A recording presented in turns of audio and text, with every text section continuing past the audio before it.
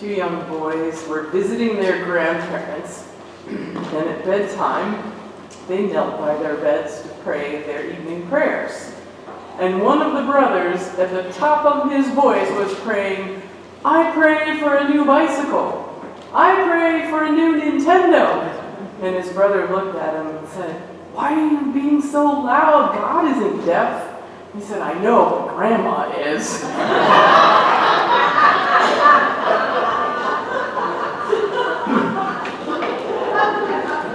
All around this season, children will be watching to see signs that Santa Claus is coming to town. As we enter the season of Advent, we are urged to watch for the signs of God, not only where God may be breaking into the world, but where God is already at work in our lives. Now today we have a visual reminder. It's a new display for Advent, and it's based on materials we have from the Veterans of the Cross that Pat mentioned earlier, the Christmas Fund. And it is entitled Shepherding the Light. And so Advent is a time where we remember those days when signs were pointing toward God doing something new in the world. Now, astrologers were watching the night sky, the new light. Shepherds, a bit fearful, were watching a new light in the sky. And a young girl, not fearful at all, was visited by a bright angel who changed her life. And our first readings for Advent encourage us to watch. Watch and look for signs. And remember the promises that God is always with us. But for those during Isaiah's time, they were facing exile. They were dislocated from their homes, their families, and the familiar trappings of even their places of worship. And so people were not so sure of God's promises any longer. Isaiah's opening words is that God is the one who tears open the heavens and causes wildfire to sweep through the brush. Now, the people in our western states know all too well how wildfire works. Even my sister's hometown, Santa Rosa, was taken over by wildfires.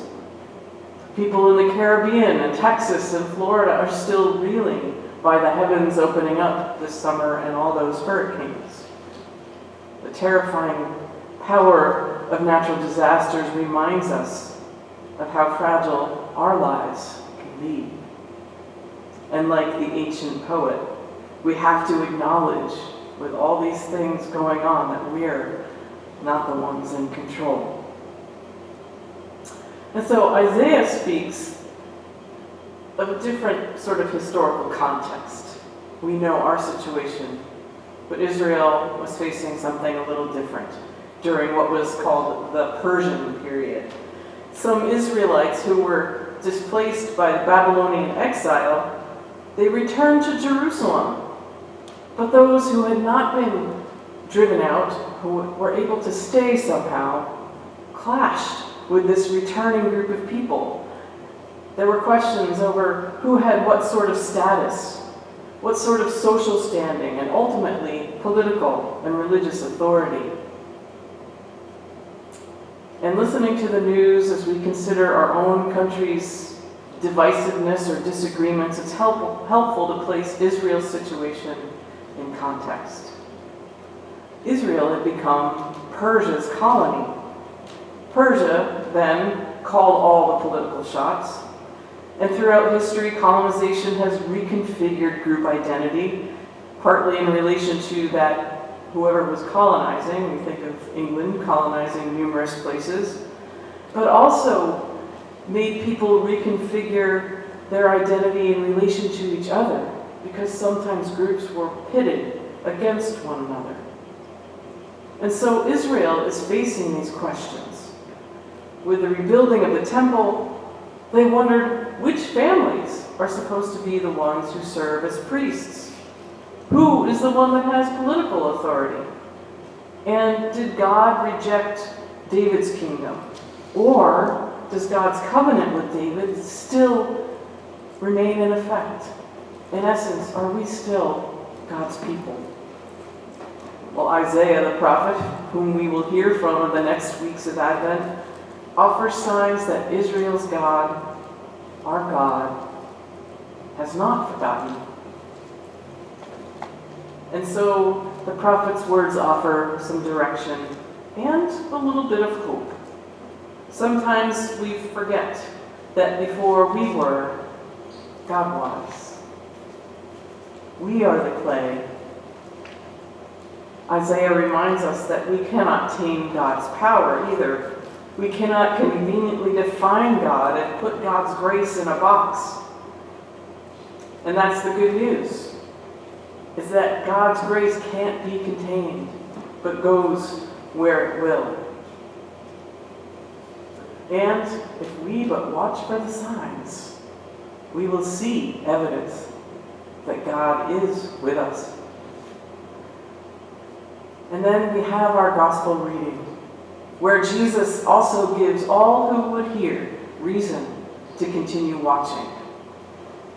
He says, just as the servants keep at their task before the householder returns, so should Jesus' followers in the moments of crisis.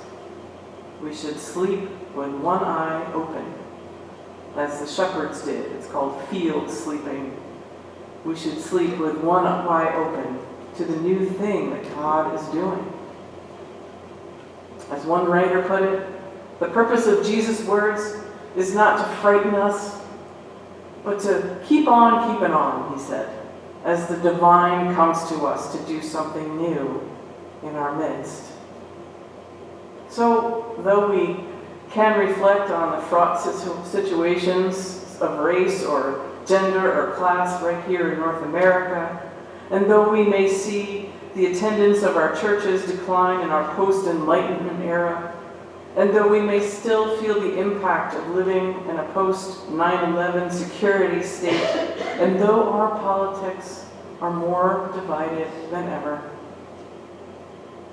let us remember that Jesus speaks to us, speaks to a church then and now, whose desire for justice, for sense of identity, and very future seem fragile and unfinished.